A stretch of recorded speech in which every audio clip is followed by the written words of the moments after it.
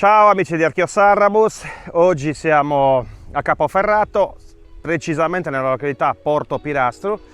Stiamo andando a vedere appunto il nuraghe di Porto Pirastru, che sorge, come potete vedere, in questa collina qua, questo promontorio che praticamente si infila nel mare. Guardate che bellezza! Nel mare tra Costarei appunto e Capoferrato, che rappresenta un bel esempio di struttura complessa. Diciamo, conserva qualche curiosità che poi adesso vedremo strada facendo, ma andiamo. Allora, per arrivare ci sono due possibilità. Una è arrivare qua dalla spiaggia appunto di Porto Pirastru, c'è un sentierino che poi costeggia qui la costa e come vedete sale passando attraverso quello che molto probabilmente, ecco qua, che molto probabilmente era l'insediamento. Infatti in terra è pieno di coci di terracotta. Guardate questo qua, gigantesco. Guardate. È pieno qua. È pieno. Siamo ai piedi del Monteferru, dove c'è un altro insediamento, a parte che c'è una Domus de Janas, dove sono presenti i resti di fusione dei metalli. Anche qui è stato trovato qualcosa, anche se io per adesso non ne ho ancora visto. Ok, quindi proseguiamo in questo sentierino. Guardate, anche agevole, abbastanza facile da percorrere. Il nuraghe è qua sopra. Ok, siamo quasi arrivati. Ora c'è questa scalinata realizzata nella pietra, una scalinata naturale. Guardate che bellezza! E poi soprattutto, guardate che panorama mozzafiato che c'è qua. Qui siamo in una delle spiagge più belle della Sardegna, la spiaggia di Costarei. Guardate che meraviglia! Ed eccoci giunti. Adesso arrivo, cerco di non sgazzinarmi, ma anche perché sono venuto con le scarpettine da spiaggia anche oggi. Allora, intanto qua arrivando, come potete vedere, già si può vedere un pezzo di muro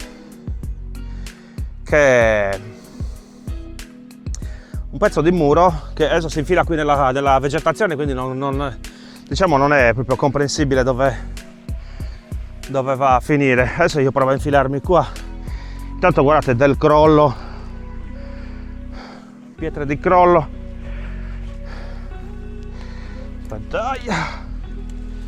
Ecco qua, guardate qua, questo qui sarebbe da approfondire. Qui c'è molta pietra.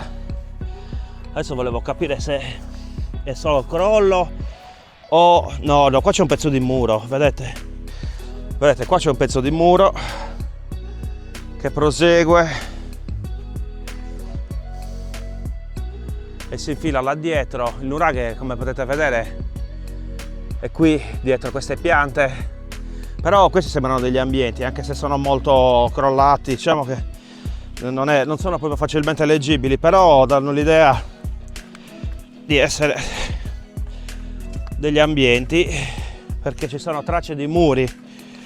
Ok, sono tornato sulla retta via,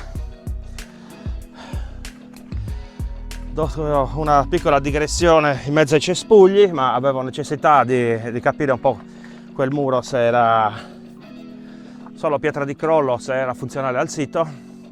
Ora andiamo a vedere la parte principale di questo nuraghe.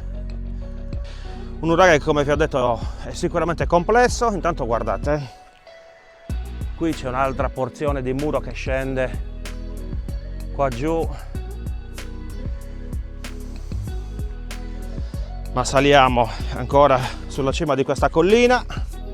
Ecco qua questi gradini che ci facilitano, guardate anche qua, sembrano quasi un residuo di scala del sito.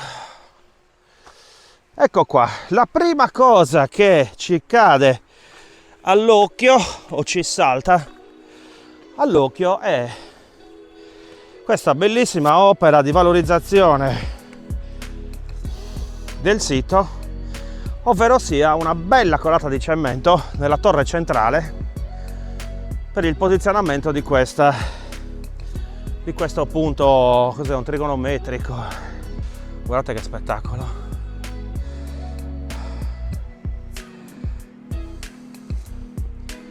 Non ci sono parole, guardate, a 360 gradi. Quello è il Monteferru, là c'è l'altro insediamento di Costa Perdera e poi la lunghissima spiaggia di Costa Rei che arriva fino a Calasinzias, meravigliosa, e poi il mare, questo bellissimo mare.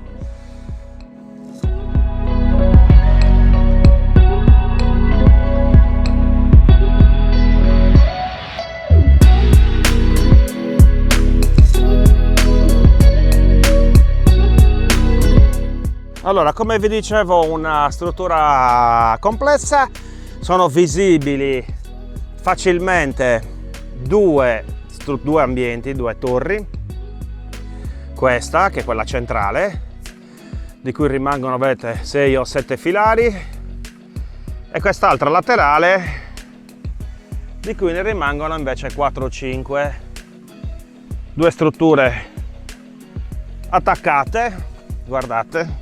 Qua si vede anche il punto di giunzione, probabilmente fatte in due momenti diversi,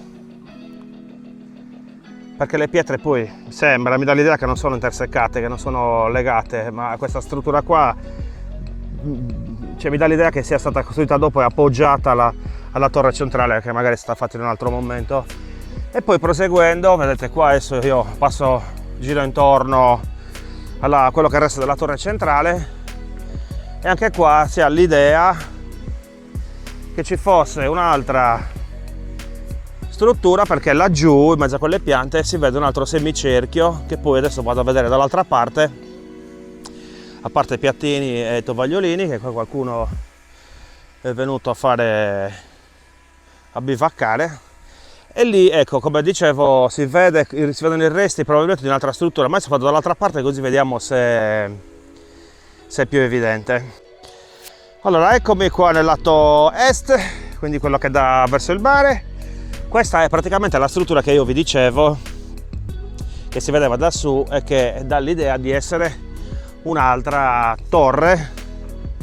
Guardate, prosegue anche qua, è tondeggiante e si unisce poi a quella che era la torre centrale che abbiamo visto prima. Quindi questo ci dà l'idea che potesse avere, scusate ma c'è un caldo infernale, che potesse avere 3 torri, quindi oltre poi a un rifascio di cui si vede anche una parte qua nel lato sud, e tutto il villaggio che scendeva verso ovest, verso il nord, voglio dire nord-ovest, dove siamo passati prima e di cui comunque sono visibili ancora, diciamo, le tracce dei muri e si trova ancora coci. E, come dicevo, Ledda parla di resti di fusione anche in questo nuraghe, ma io non ne ho visto, ma soprattutto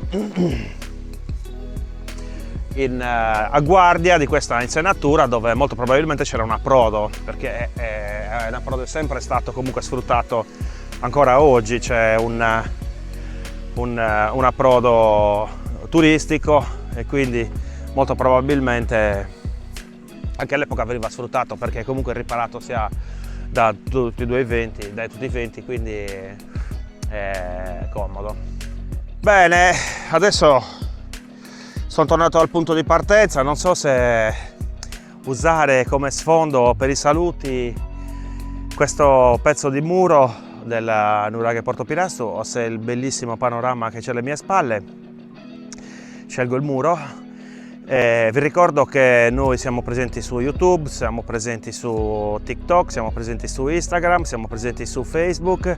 Il nostro intento è quello di raccontare i siti archeologici del Sarrabus, e quindi vi invito a seguirci, a condividere le nostre pagine, a consigliarci ai vostri amici. Per oggi è tutto, vi saluto da Nuraghe Porto Pirastru a Muravera e alla prossima, ciao!